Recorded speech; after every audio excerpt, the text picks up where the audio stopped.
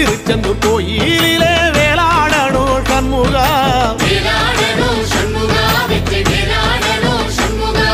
பிள்ளை ஆண்டான் பிள்ளை என வரம் கொடுக்கணும் சண்முகா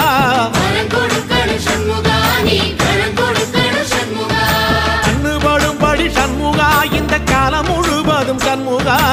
உன்ன நினைக்கிற சண்முகா நல்ல செல்வம் பொழிக்கணும் சண்முகா சொன்ன வரங்களை அள்ளி கொடுக்கிற கொடை வள்ளலே சண்முகா கோடி வணக்கம் சண்முகா பல கோடி வணக்கம் சண்முகா